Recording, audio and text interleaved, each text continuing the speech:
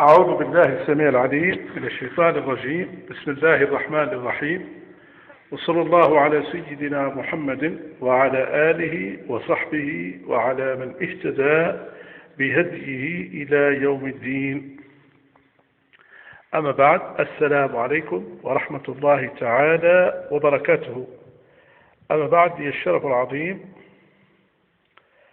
أن أسجل رسالة صوتية لكل الإخوة والأخوات اللي هما في الفيسبوك واليوتيوب وتويتر وكل شبكات ذات التواصل الاجتماعي، وإلى كل الناس سواء في إطار شبكات التواصل الاجتماعي أو غيره. وهي عبارة عن نصيحة أقدمها للإخوة الكرام. لقد سمعت دروسا ونصائح في شبكات ذات التواصل الاجتماعي من الإخوة والأخوات يتحدثون على النصيحة ويتحدثون على النهي عن بعض الأشياء كالخمر والزنا والسرقة إلى غير ذلك، ولكن للأسف الشديد ارتكبوا أخطاء فادحة. يسمون الناس بأسمائهم، أي يقولون مثلا فلان وفلان وفلان لماذا تشرب الخمر ولماذا تعمل شيء منافي للدين، وللأسف الشديد يتكلمون بكلام سيء وبمصطلحات سيئة وبأسماء سيئة، وهذا أمر لا يجوز في الإسلام. نعم، الدين النصيحة، والإنسان يجب على كل مسلم أن ينصح ويرشد أخاه وينهاه عن الأشياء المنافية للدين، ولكن بطريقة مهذبة وبطريقة حسنة وبطريقة لينة. فالأسلوب الجارح والأسلوب الذي فيه سب وشتم وطعن هذا أسلوب لا يجوز في الإسلام. وقد قال رسول الله صلى الله عليه وسلم: الدين النصيحة. قلنا: لمن يا رسول الله؟ قال: لله ولرسوله ولأئمة المسلمين وعامتهم. وقال رسول الله صلى الله عليه وسلم: الدال على الخير كفاعله. وقال رسول الله صلى الله عليه وسلم: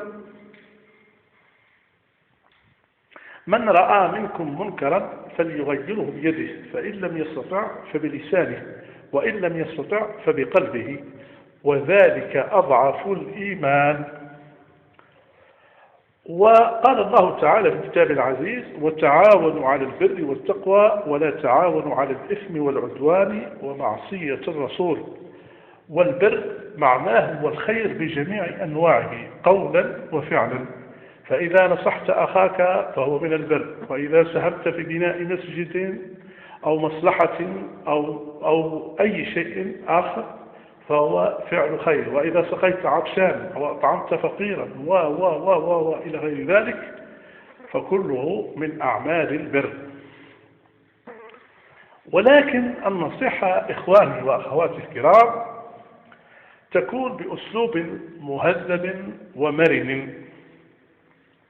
فالنبي صلى الله عليه وسلم إذا رأى رجلا يعمل عملا سيئا منافيا للدين فلا يناديه باسمه ولا يتكلم باسمه، ولكن يقول: ما بال أقوام يفعلون كذا وكذا، سواء في خطبة الجمعة أو في درس أو نحو ذلك، ولكن لا يسميه باسمه،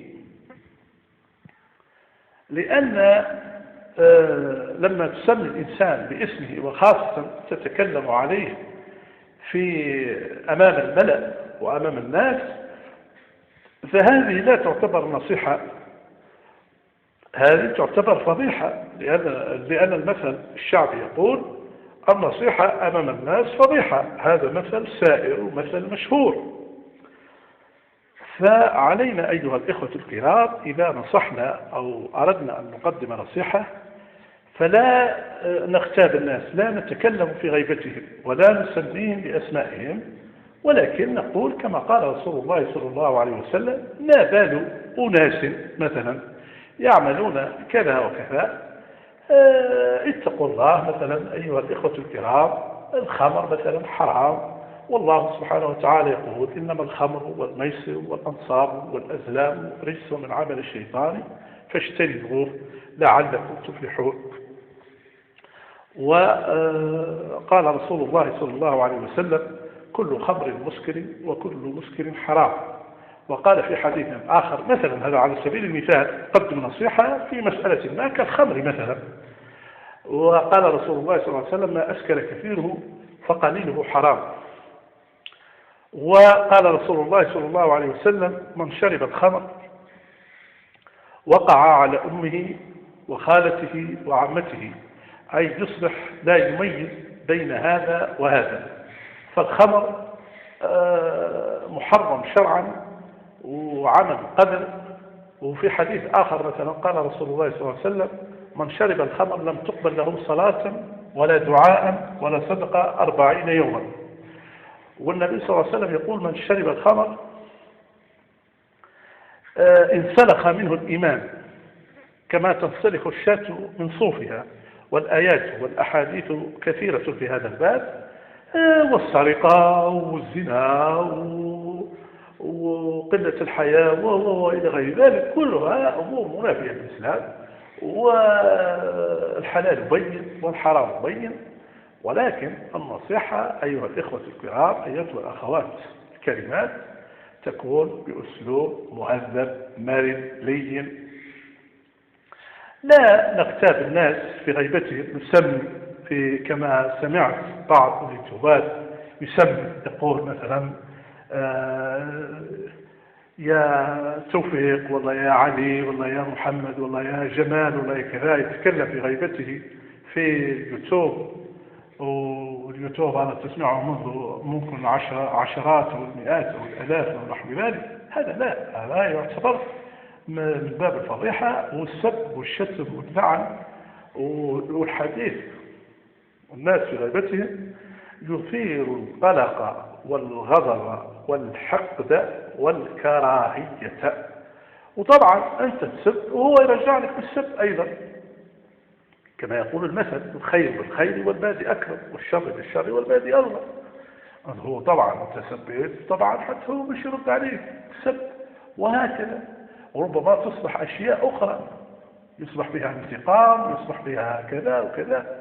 وعلى هذا الأساس انصحكم أيها الإخوة الكرام أنكم تنصحوا وأن تدعوا وأن تكونوا دعاة ليس قضاة. نحن دعاة وليس قضاة كما قال أحد العلماء، ولكن الدعوة تكون بأسلوب حسن مرن مهذب، خال من السب وخال من اللعن وخال من المصطلحات والأسماء النابئة، الأسماء الكلام الجارح كما يقول. وأن تدعو الناس بأسلوب مهذب وحسن، فإن اهتدى فهذا حسن، فإن لم يهتدي فحسابه على الله. وكما قال رسول الله صلى الله عليه وسلم: من اجتهد وأصاب فله أجران، ومن اجتهد ولم يصب فله أجر واحد. وبهذا القدر كفاية، والسلام عليكم ورحمة الله تعالى وبركاته.